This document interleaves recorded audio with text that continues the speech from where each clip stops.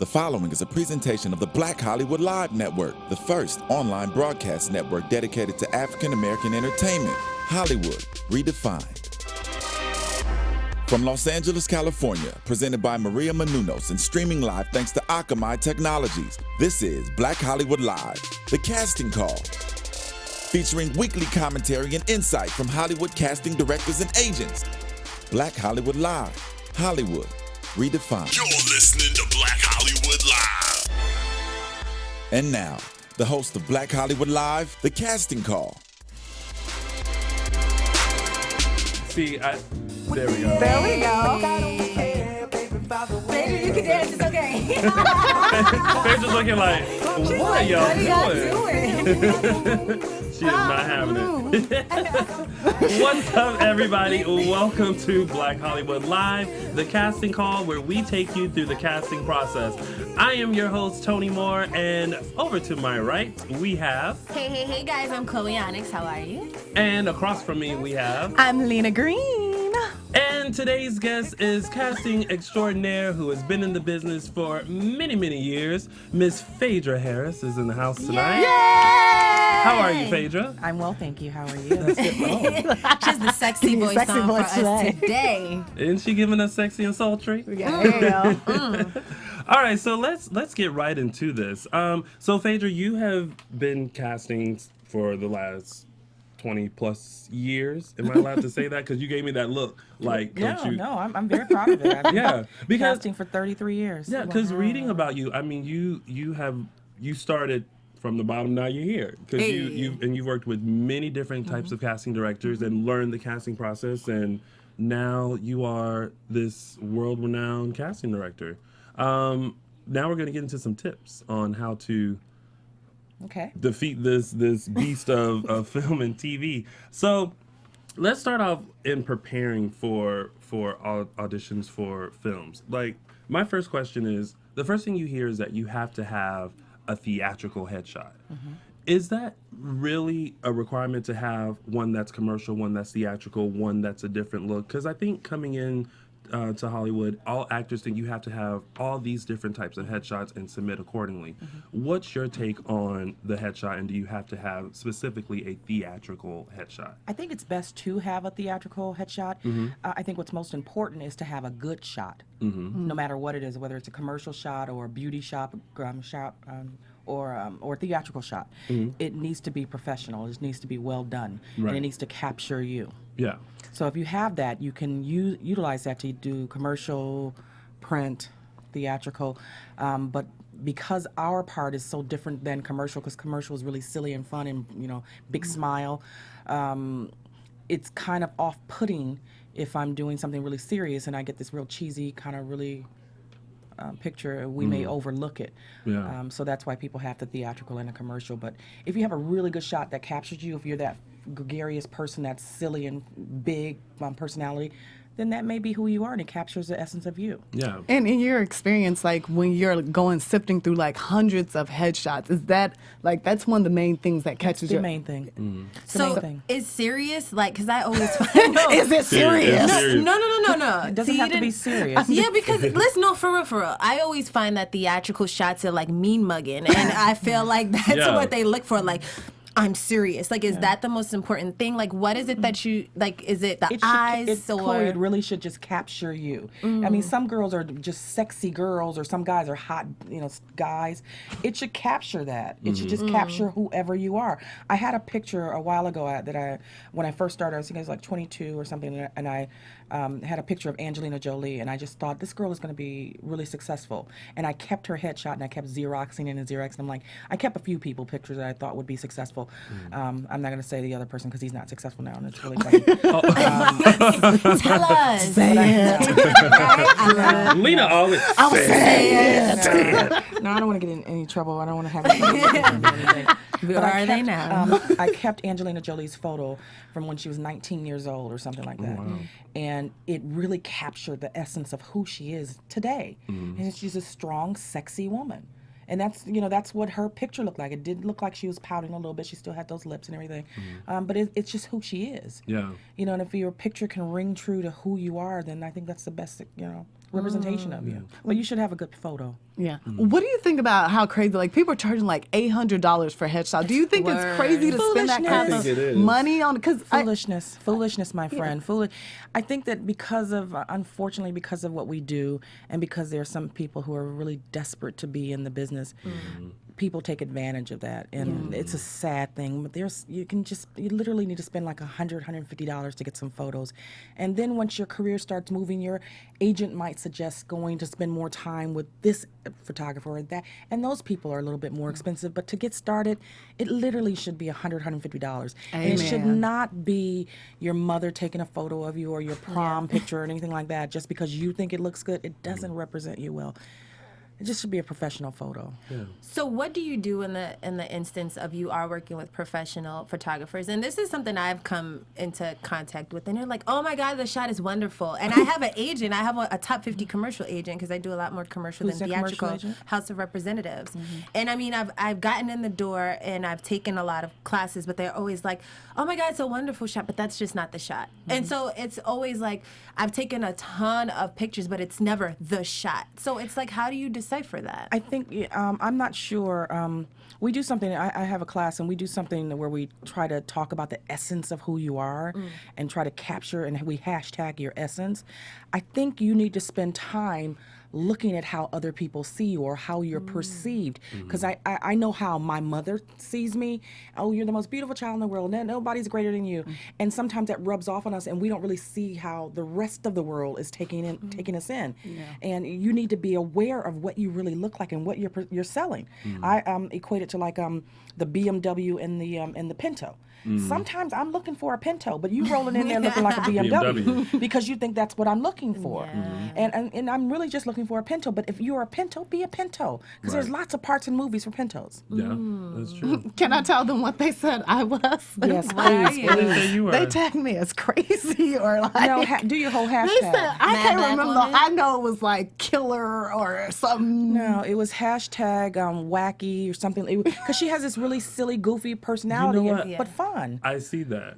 I can see that. But I can also see you being like the crazy girlfriend that That's what that it was. gets- That's what her that- hashtag was. See, I can see that. Killer. Like from, what's Back her name from? That was her hashtag. Yeah. It was very similar to that. And what I do is I let the other actors in the class show you who you are, like put a mirror up to you, how you're coming to class every day and how you're presenting yourself. And then you do the same thing in auditions and you don't know it. Yeah. You're doing the same thing and you're thinking that you're being what you think we want to see, but you're walking in being you. If you're honest, I mean, you try to put on that facade for however long you're in the room, but whoever you are is going to bleed right through. Yeah. So you might as well just embrace it and be yourself. So what would Chloe's hashtag be? We are not going to do that this time again. We can. What would she be? She just met Chloe. How's she No, gonna? I know Chloe. Chloe was in my class. Oh, really? Yeah. Forgot Chloe. Hashtag sexy sister friend. See? I like that. Let me stop. And just so I'm not left out. Lord Jesus. I mean, They always not do about that. us. It's not about know. us. But you never know though. But since he said it, Yeah. right? Because we all trying to get some Hashtag knowledge. debonair church boy. Amen. I see that. That is not him. No, I can Don't see hate. the church boy. See, She this is mad because she Lina. You don't know hashtag my life. crazy. Y'all. Hashtag Don't tell us wacky. about I'm okay him. with who See? I am. Crazy. I'm real about me. Now, real. when you Phaedra, when you have a casting for a movie and you get a lot of these, Why do people call it castings, by the way? I don't know. That's just, Remember? It ain't Yes. casting. It's Okay. casting. You So remember? That's right. It's not casting. Okay, so I because always Phaedra's say looking at us, conversation the can other someone half. explain it to Phaedra though? Because she's looking at us like we're crazy. We know that it's not castings, but we always say We always castings say by castings. mistake. So we're supposed to catch ourselves, and we actually supposed to. We should start this The next show. jar? The jar. How many times Every we say time we say castings, we have to like put like like a swear jar or something. Okay. I hope like a marble. We Okay. did it like a million times million last times. show. Okay. Me too. I'm not even sure if it's castings. We have casting sessions. We have sessions. We don't have castings. That's something that people put on. We have casting sessions. Interesting. So we I learn something believe every that day. models go on castings or calls or something, or go-sees. Go-sees. But Yeah. we have casting sessions. Oh, so Everybody sessions. else just started I call them sessions. I have a session tomorrow. I have a session tomorrow. When people say you have a casting, I'm like, I don't know what that is.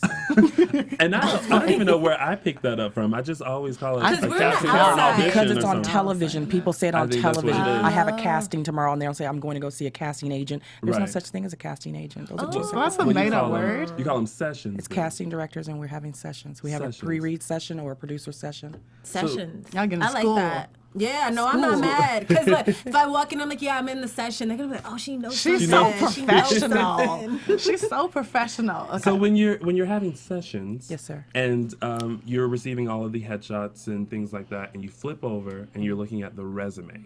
What are the things that, as a casting director, you're looking for in the resume before bringing that person in? I'm looking at the training, and I'm looking at the directors that they've worked with. What type of training is important for There's film? several standouts, and there used to be several really good ones where I would see their name and I would go, oh my God, I got to bring them in. You know, Bobby Chance or Ivana Chubbuck or gosh, I can't. My mind just went blank. Okay. Old age, but there used to be a bunch that I would just look for and go, oh my God, I have to bring them in. But it's changed now. Yeah. What's this guy's name? Oh my God, my head is Larry spinning. Moss? No, it starts with a D. It starts with a D. Dwayne Boyd? I can't think of it. And it's not important. Him. He's not dating me, so it's not really important. You see where she's trying to get us to go? No. But I look at certain people's names. Like back in the 80s, I used to look for Ivana Chubbuck. I used to look, to see what studio, if they went to Beverly Hills Playhouse, if they worked there, if they were doing... if I were doing a comedy, I would look for Second City training. I mean, it just depends on what I'm looking. Oh, Doug Warhead. Not Doug. It's Dustin Feldman. Oh, I see I jogged it. I was my method. Thank you. I appreciate that. You're so helpful. And then, Anyway. Okay, so See, bless the when wacko. Okay, thank you. So when an actor comes into the room, first impressions, that's important. It's the best thing in the world. So what should an actor do and not do when they're trying to make the right impression? You're overeager, you're nervous. what do you expect? Well, not what you expect, but what should the actor not I do? honestly, and let me just answer your Chloe, really, I have no expectations because I'm not sure what we're looking for yet. We're and the funny part is, I mean, we have what's called a breakdown that comes out, and it has a description of all the characters that are in the script. But the director may have a vision, and the writer may have a vision, and the producer may have a vision. So I've listened to all of their visions, so I'm kind of muddled, and I'll know it when I see it. And what happens most times are people will come in with that Pinto BMW thing. They're trying to figure out what I want and give me that. Just be you. Yeah. Just be you, because I promise you, that's enough. And if you come in there and you're your authentic self, that's the best thing in the world. Because, I mean, this job may not be for you. I may be looking for a Pinto, and you really are a BMW or a Mercedes. But if you're an amazing Pinto, I'll remember you and bring you in when I'm looking for Pintos. Right. But if you're trying to be this Mercedes and you way out of your lane, it's kind of off-putting. Yeah. I mean, you also, I don't want to do any analogies because I don't know these people and they don't know me, so. Well, speaking of analogies, before we move forward, we have to talk about a woman who is in her own lane, our very own Maria Menounos, in her new reality TV show, Chasing Maria Menounos. Let's take a sneak peek. Tuesdays on Oxygen. I'm Maria Menounos, and my life can get a little crazy. I host Extra. I'm an actor, producer, dancer, wrestler, and a lot of other things. I live with Kevin, my boyfriend of 15 years. Do you really love me? I would say that I'm in serious like. And my parents. Yep, I just said I live with my parents. You drive me crazy. You drive me crazy. My parents want us to get married. You both love each other. Get married. Kevin and I don't. I am gonna get married when I want to get married. I think I want kids. Kevin definitely doesn't want them now. This is being pushed on to us. And of course, my parents wanted them yesterday. This year you gotta have it. And I have a house full of people counting on me financially. If I take my eye off the ball, everything can fall apart. It doesn't matter what anybody else thinks or wants us to do. It's what we want to do. Everyone thinks that they know what's best for me, but I'm really the only one. I have got to figure things out. Chasing Maria Menounos is so new. Every Tuesday at 10, 9 Central, starting March 18, only on Oxygen. And there you have it. So make sure you tune in to Chasing Maria Menounos every Tuesday night on Oxygen at 10 p.m.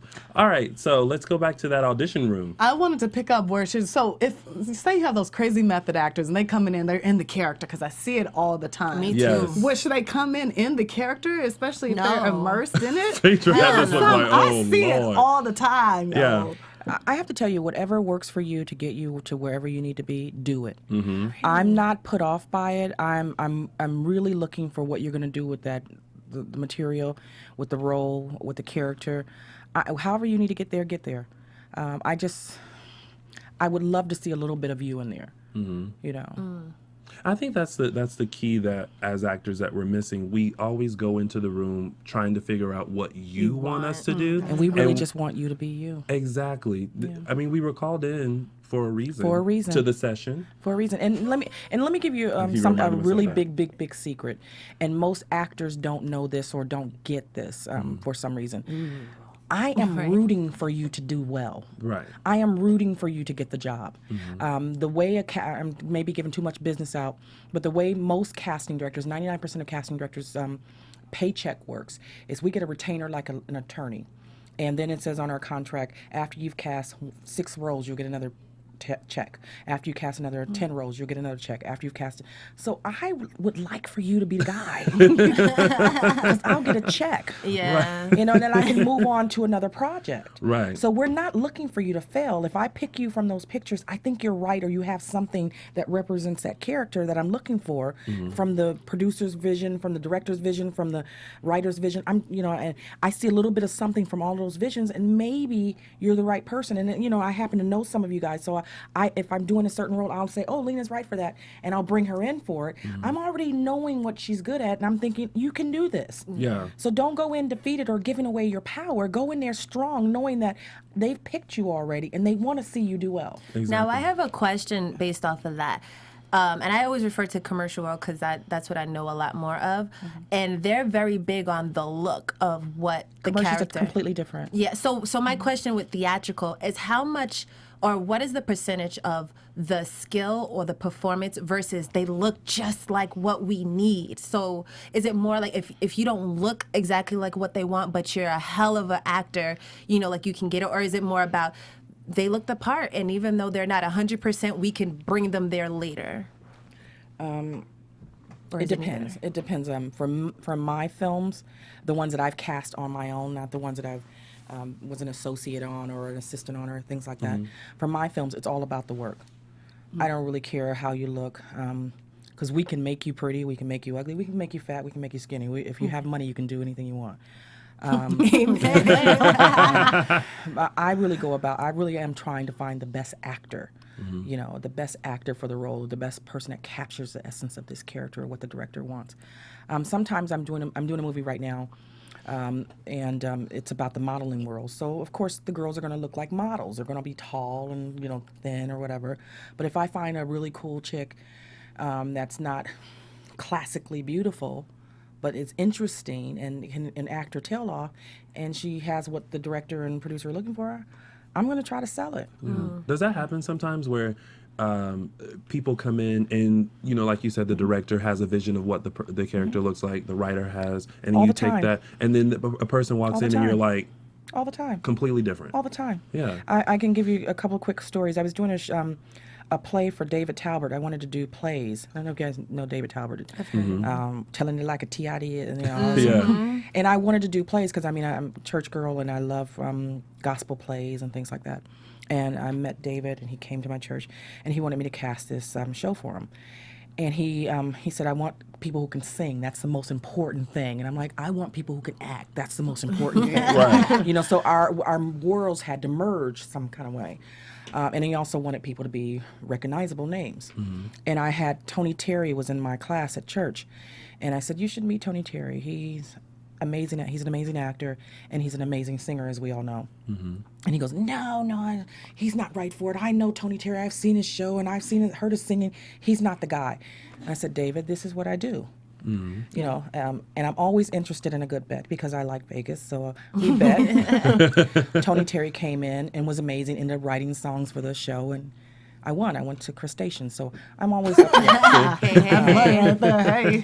You know, so I mean, it's a merging of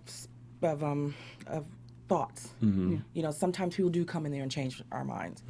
Sometimes we haven't seen a character this way, or we haven't thought about it that way. And when I'm looking through photos and things, I'm like, oh, they're so wrong for it.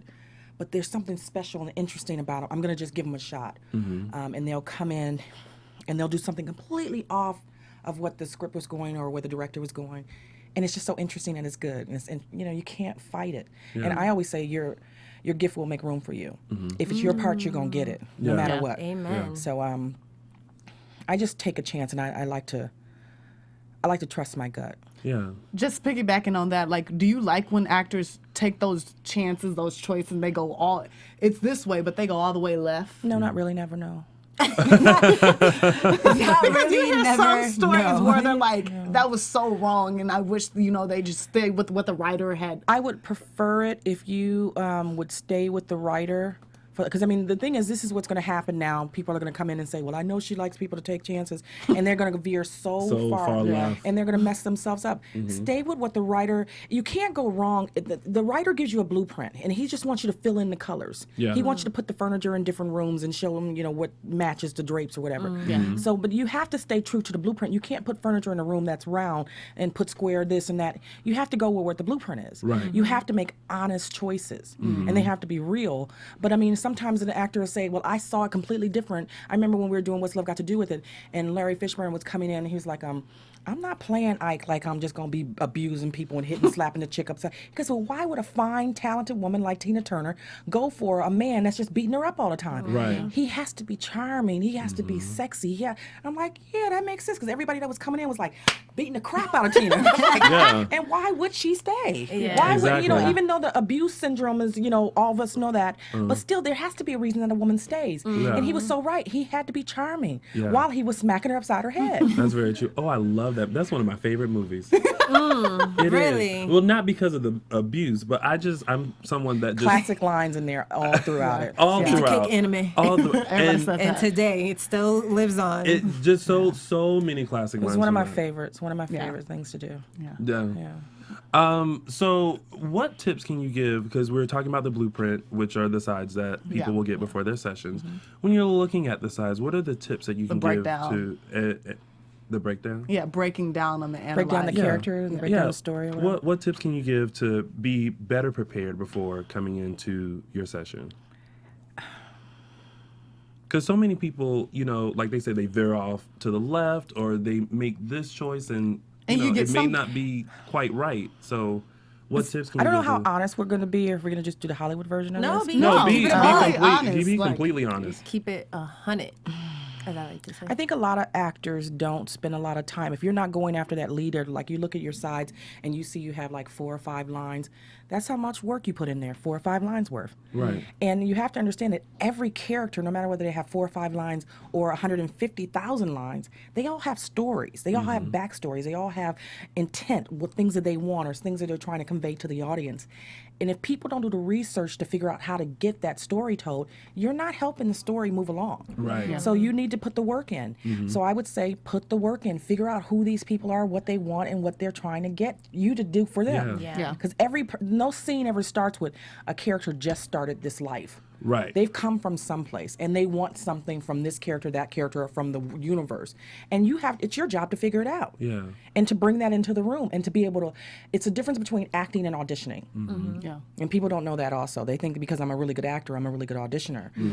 When I was doing What's Love Got to Do with It,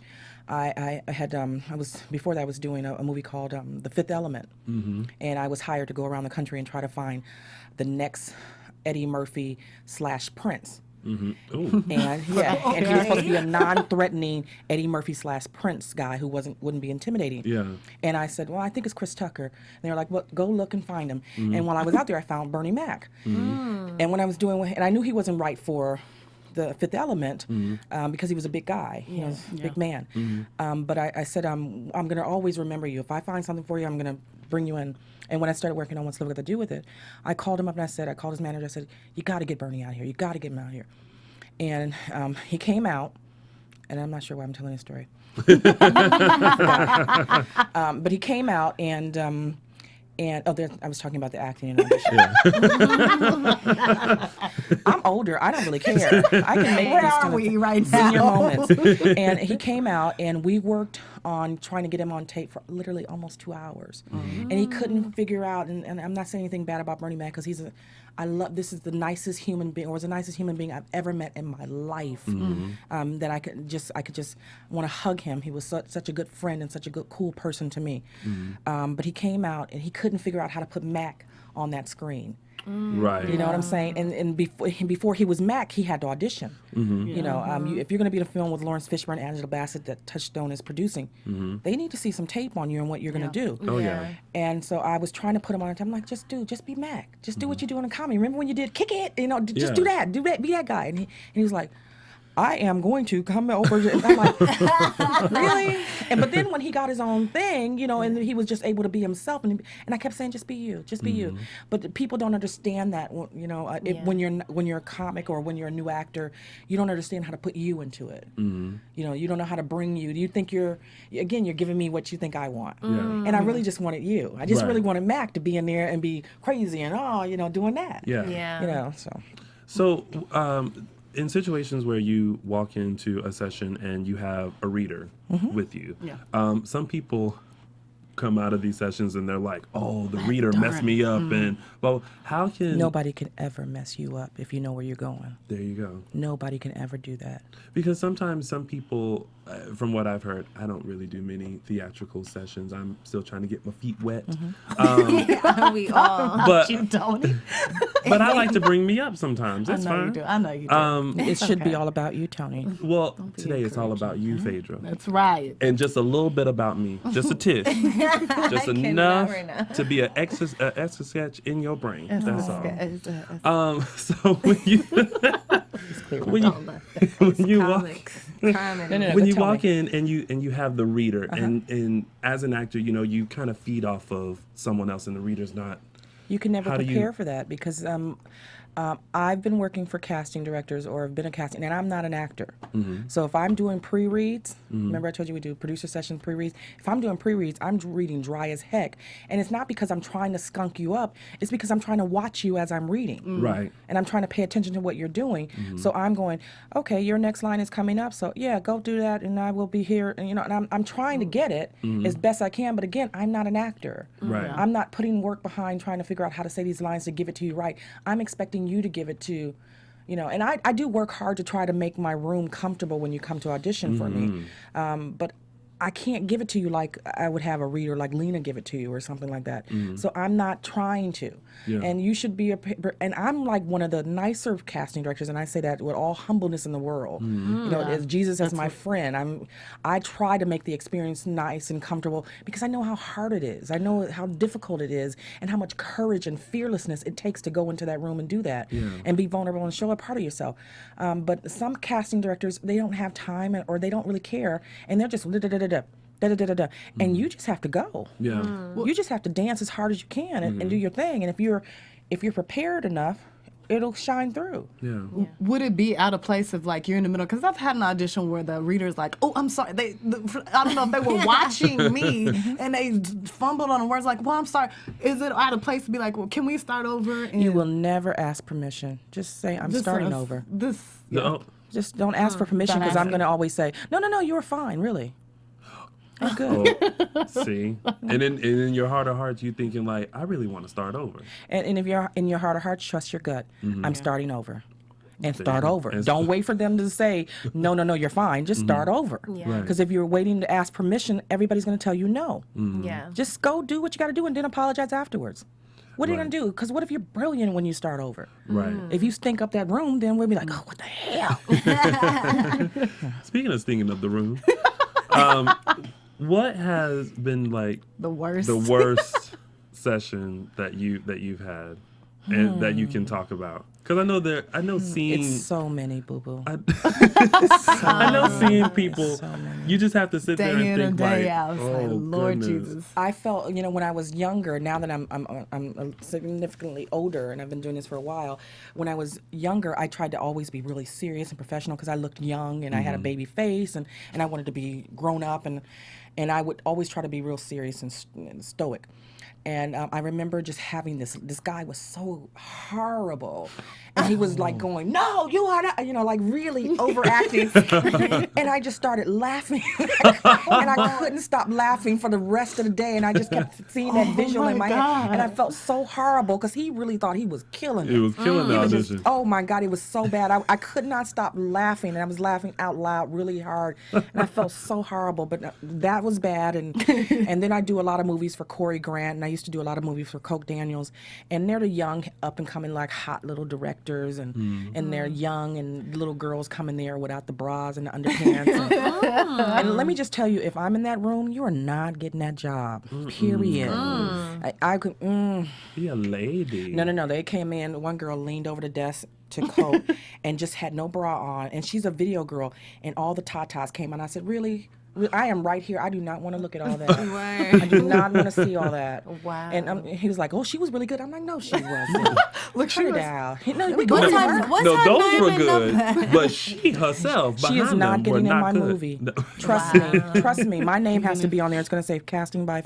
You are not going to be in that movie, boo-boo. Because people forget they have to impress the casting director. And the thing is, I can't get you a job, but I can prevent you from getting a job. Right. Because I can always say, oh, Sheila Sharma is much better than you. Right. She's really easier to work with. I would not take a chance because if her tatas fell out in here, they may fall out on set and cause drama. So that could hurt somebody. Lawsuit. Let's go get Kavalina Everett. She won't keep her. She doesn't have Kavalina over there.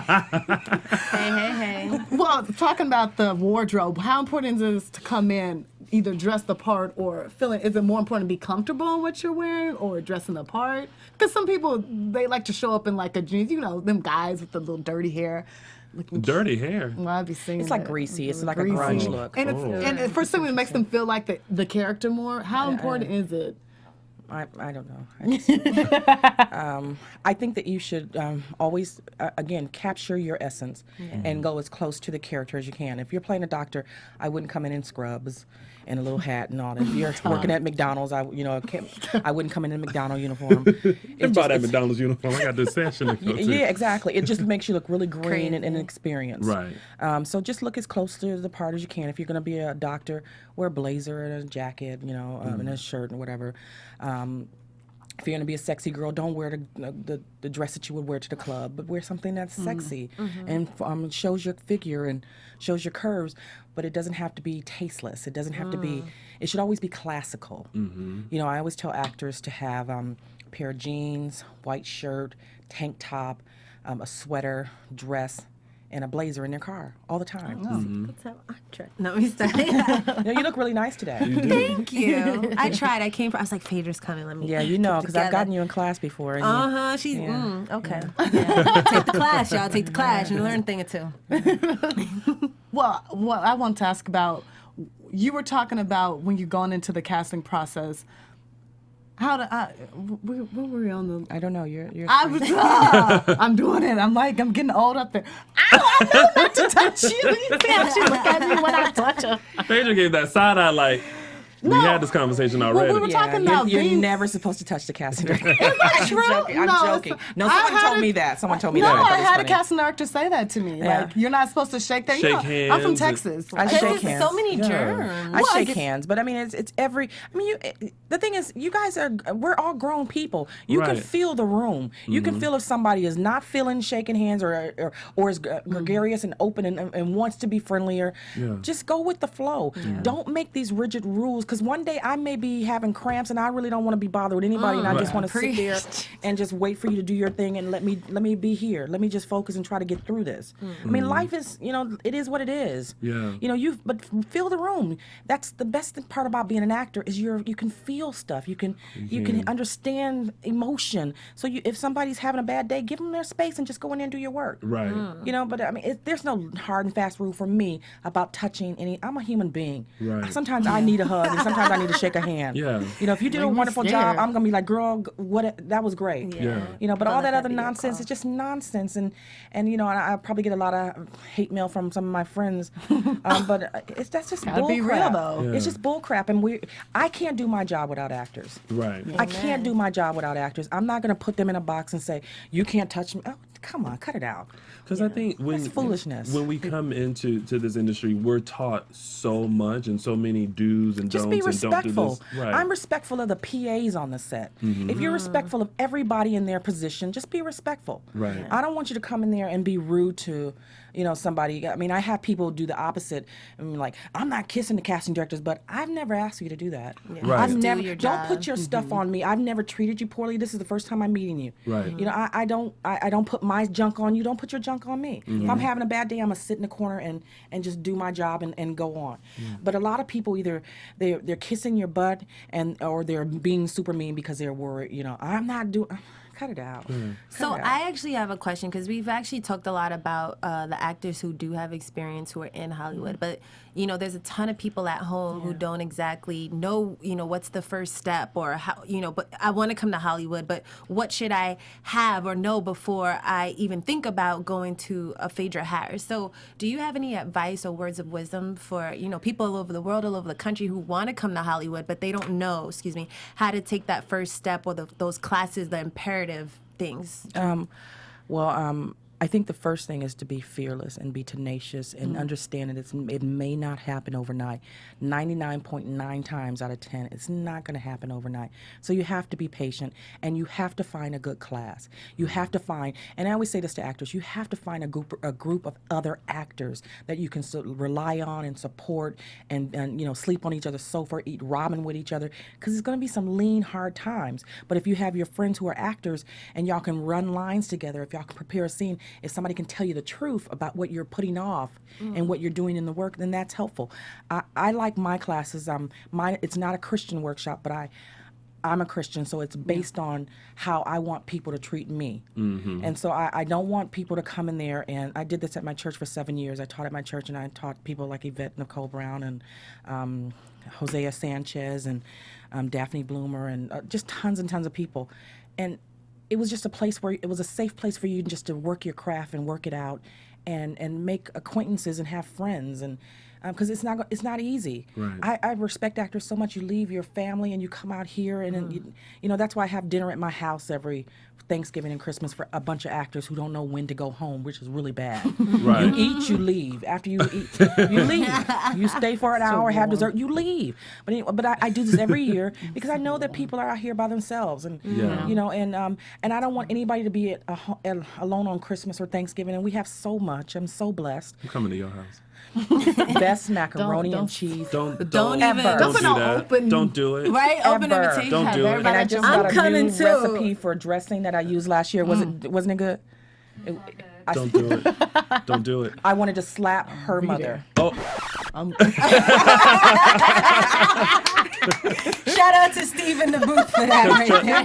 trust me, I'll be one of those people that come in. Hey, Phaedra, how the food I is promise good, you, and I'll head every out. year I have like 10, 12 people over at my house, and people think I'm joking when I say, and I'm not saying if I don't know you, please don't come to my house.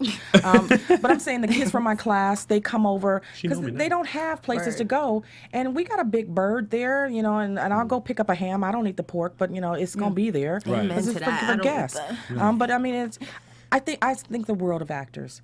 Find a good class. Find a group of actors that you can support and hang out with. And you don't want to hang out with broke, bitter, frustrated actors. You want to go hang out with people that are positive thinkers, that are upwardly moving, that are trying to do the right thing. And understand right now may not be your time. Right now may be your season for you to grow and train and study. And then tomorrow might be your season. Right. But you have to prepare yourself for what you're trying to do. It doesn't happen overnight. And if it does happen overnight, 9 times out of 10, the foundation is shaky, so it's not gonna last. So going back to sessions, afterwards. Don't you want to say castings? Don't you? So bad. No, He's like training. He's made I'm it training sexy myself now. to say sessions. Yeah, see, I don't think I could say that. Session. Oh, session. You know That's why they gave you a hashtag hashtag. wacky. Don't try to. That Don't try to sounds tight. weird. I think my tongue gets all stuck in my throat. So after the session, after you have seen everyone that you've called in, and you're trying to decide who will fill the role, what are some of the factors that go into that? Because I think as actors, when we go in and we feel like we nailed it, we killed it, we don't know what happens afterwards. That It's very, very, very random. Yeah. It's always, and it's so funny, and I always tell people, do the job, go in there and kill the room, and then leave it there. Because it's not up to you anymore. It's about you booking that room. It's not booking that job. Right. Because, I mean, it could be as random as the director will come in and say, hey, I just met this chick last night. We're going to give her that part. Oh, right. You know, and That I happen just a lot? spent, oh, dear God in heaven. I used to do it, never mind. Yeah, it happens quite a bit. It happens quite a bit. seriously, tell us. I used to work with this director, and he frequented strip clubs. And I just knew every movie I was going to have some been bet from a poll in this movie. Wow. Yeah, every movie. Wow. And, you know, we did movies, and this is a time when I was doing movies for HBO. I was doing HBO premieres, and I had to figure out where I'm going to put this heifer at. Every movie I did like 5 movies for him a year. So I had to know somebody gonna be showing up. She cannot be a lieutenant in the Air Force, you know, with the fake breasts out there. I just knew she had to fit someplace. So I mean, it's very random. Sometimes it comes down to we'll hold a picture up and we'll say, well, she's too tall, she's taller than the guy, or they look like, and sometimes it's like she looks just like the guy that we're hiring for the lead, and it looks kind of incestuous, and we're like, oh, that's not gonna work for us. It could be as random as that kind of thing. And sometimes we'll say, I've worked with this person before, and she's always late. That could be it. So we'll go to this one. Right. It could be as random as that. Yeah. And it's not always me saying it. It may be the director saying, "Oh, she's trouble. She's trouble." You know. Right. But you know, it's normally me. It really is. So building those relationships and being professional all the time is very important in this business. I wanted to touch on no CP time. No CP time. I need to. Okay. So I wanted to touch on typecasting because you mentioned the film What's Love Got to Do with It, and Jennifer Lewis, who I absolutely love and who had some of the classic lines in that movie. Amazing woman. She is known as Hollywood's black mother. Like she plays the mother. Hashtag Hollywood black mother. Right. And then you have other people. Black sassy mother. She's sassy. She is very sassy. Or like Kevin Hart, who's a comedic genius. Right. He stays in it. He does it really well, very well. Yeah. But the thing is this, and please don't sleep. Please don't sleep.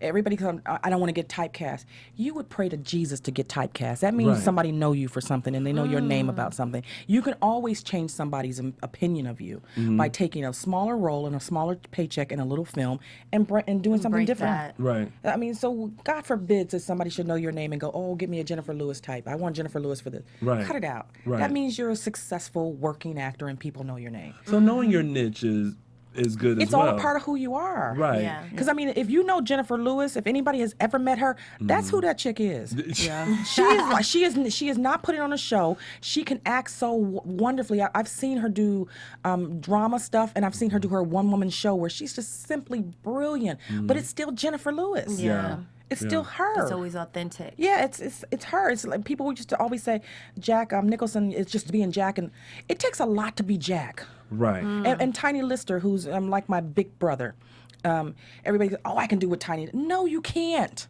You can't do what Debo does. I was in Atlanta doing a movie, and I went through every Atlanta Falcon.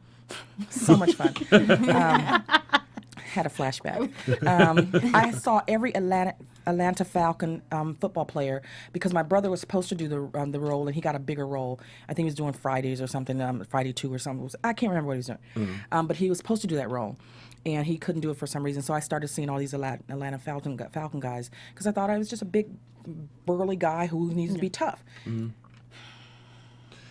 And It wasn't working.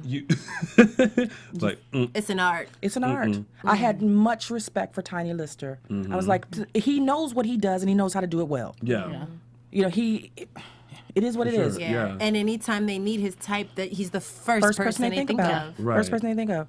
So knowing who you are is very important in this business. And don't try to be someone That's all else. it is. That's all it is. And that when people say that it thing, it's knowing who you are and being comfortable with it. Right. And walking in the room with the confidence to be who you are and stand there and say, this is who I am. I'm good with it.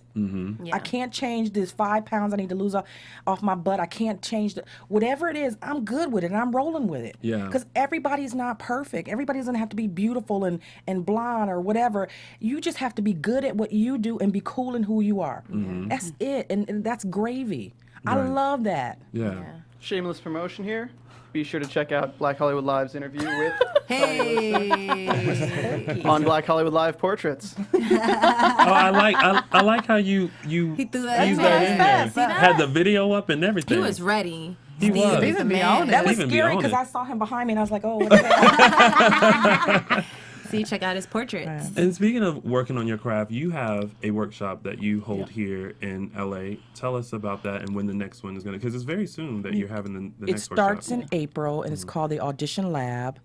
And it's basically the whole, I'm hoping that you already know how to act, but if you don't, we'll take some time and figure that out in the intro class. But it's an audition lab, and it's basically talking about how to go and win the room. You don't want to worry about booking the job because that's too much pressure. You put too much pressure on yourself as actors. Go in there and book the room. You'll have fans for life. It's that whole thing of teach a man to fish, and he'll eat for a lifetime. Give him a fish, he'll eat for one day. Right. Win that room, and these casting people, directors, and they'll remember you forever. Right. And then they'll call your agent and say how wonderful you were, but this wasn't the right role for you. And then your agent's happy with you, and they'll send you out on more stuff. Book that room. Don't worry about the job, because that'll come. Yeah. If you're really just concentrating, I remember when Philip Seymour Hoffman passed away, and he talked about, and they did a clip on his a quote that he did. And it was all about, I can't wait to get an audition so people can see how talented I am. I get a chance to act for people. Yeah. And that's what it should be about. It should be about showing people how great you are. I know that there's money and it can change your life and you can have all these things, but if you really love acting, then let it be about the work. Let it be about, I want to show you how talented I am. I want to show you how great I can be in this role. Let me change your mind about how you were thinking about that character and show you what I can do with it. That's interesting to me. That's sexy. I mean, there's no bigger high in this world than to look at somebody and go, oh, I started his career. Oh, I found him because I believed in him. You know, I saw him on something. I put Ken Jeong in his first movie, and it was a Master P movie, and I'm like, he was saying to me, he was like, you really think I can be in a Master P movie? He was making a joke about it, and he had never done anything before, and I'm like, hell yeah. Yeah. He's gonna trust me, and he came in. He was so super funny, and it's one of the funniest things in Uncle P, and we cast it right down the street here. So funny. That was a flashback. I don't know why. We love them. But I honestly love what I do. I think there's God has something else for me, but this is the I'm happy right here. I'm content and I'm good at it and I love it. If I did nothing else, this would be enough. This is my room that I'm winning. You know what I'm saying? The school, the audition lab, is another way for me to be creative and to help and to give back and to because somebody always helped me from the time I was 16 years old and till today. I mean, people are always calling me going, I just put your name in the hat for this. Lawrence Fishburne is thinking. I'm like, somebody's always helping me, always thinking about me, and I can't be thankful enough or grateful enough not to turn around and go, you know what? I need to help somebody else, because somebody put their hand back every time and pulled me up or showed me how to do it or gave me an opportunity.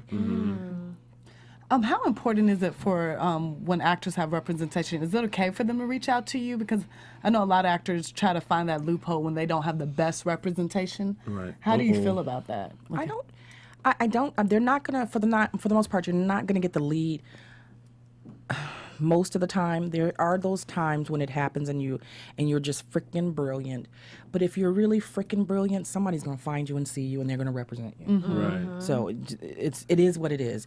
If you don't have representation, I'm thinking that either you're not tenacious enough, because everybody's come from someplace and found an agent. It is hard work. I promise you, it's hard work, and you're gonna get a lot of no's. You're gonna get a lot of rejection. But it's hundreds of thousands of people in the union, and who have agents. They did it. Yeah. So what? You telling me you can't do it and 100 some other thousand people have done it? Yeah. It just takes time and it takes an effort. I mean, I talk about it in class about how to pinpoint who would be right for you. I mean, I have people telling me, oh, I just came here from Columbus, Ohio, and I'm trying to get with CAA. And I'm like, CAA? You can't go all the way to the top. but you don't know that. But see, the thing is, you don't know what you don't know. That's true. You just heard CAA on television, and you think that I'm the bomb. I should be at CAA. Right. No, boo-boo, you should probably be someplace else. I'm not going to say anybody's name because I work with these people. Right. I'm not saying. Y'all not trying to get me in trouble. See? I want to point out that that's Lina, who's always encouraging people. I don't do that. I'm not a Lina. troublemaker. I know Lina. Crazy. I know Lina, so yeah, I'm not gonna get in trouble. I respect everybody's hustle. I respect everybody's trying to get better and get to where they want to go. But the thing is, you have to start someplace, and you have to be comfortable starting someplace. It may not always be there, but if you can't get comfortable where you are, you won't be comfortable in your skin ever. Right. Be comfortable in this journey and enjoy the process. I remember when I did my last class at Faithful Central, I was a member of Faithful Central, and I had a drama ministry there. We started off with 4 people in the class, and by the time I left 7 years later, the ministry, it was 150 kids in there. None of them had their SAG cards when we started. When I left, 85% had their SAG cards. One was on Broadway, one was on The Game, one was on The Community, 2 were on soap operas, on Days of Our Lives and on Loving. Oh, I love that soap opera, Days of Our Lives. But when I left there, we had a retreat. I took all the actors on a retreat. It was a Christian retreat, and I said, be comfortable where you are right now, because in a little bit, some of us are going to be married with children. Some of us are going to be off doing TV shows. Some of us are going to be, I said, enjoy this part of the journey. Because there's going to be a time when you're going to be so busy that you won't have the time where we can have a 3-day retreat and tell jokes and do monologues and talk about our crafts. Of course it's hard, but if it was easy, everybody would be doing it. That's so very true. It's true. And we are running out of time. I know we could sit here and chit-chat Like for hours catching up and hours and hours. But we do have to wrap it up. But before we go, let's go around and tell everyone where we can find each other, starting with Chloe. Hey guys, I'm Chloe Onyx again. You can find me on Instagram at Chloe Onyx and on Twitter at Chloe Onyx 11. Lina? Hi, I'm Lina Green. You can find me at Just Lina Green on Instagram, Facebook, and Twitter. And Phaedra, if they want to know more information about your workshop or... You can go to phaedraharriscasting.com or email me at phaedracast@gmail.com. And of course, you can find me on all social media platforms, including Twitter, Instagram, and Facebook at Lounging with Tony, or my website, loungingwithtony.com. Thank you very much, Phaedra. I thought we were going to talk about men. See how we are losing around that. See, you snuck it in for a second, and then we had to come back around to go back into casting. But we'll talk more about men afterwards, because we're going to find you somebody. That's right. Tweet Phaedra. Why don't we get some email Twitter? if you have a suitable gentleman for Phaedra, send a headshot and photo. No actors. No actors. But a good picture that you can download at CVS or something. Just send it over her way. So ratchet. And tell us something about yourself, too. Thank you guys so much for tuning in to the casting call. We will see you next time. From producers Maria Menounos, Dario Kristen, Tiana Hobson, Kevin Undergaro, and the entire BHL crew, we would like to thank you for supporting Black Hollywood Live, the first online broadcast network dedicated to African American entertainment. For questions and comments, contact us at info@blackhollywoodlive.com. Like us on Facebook, tweet us, or Instagram us at BHL Online. And I'm your BHL announcer, Scipio. Instagram me at Planet Scipio. Thank you for tuning in. Hollywood redefined. The views expressed here are those of the host only and do not necessarily reflect the views of BHL or its owners or principals. Thanks for watching Black Hollywood Live on YouTube. For more in-depth interviews and news, subscribe to our channel here, and be sure to share your opinion in the comment section below here. See you soon, everyone. Bye.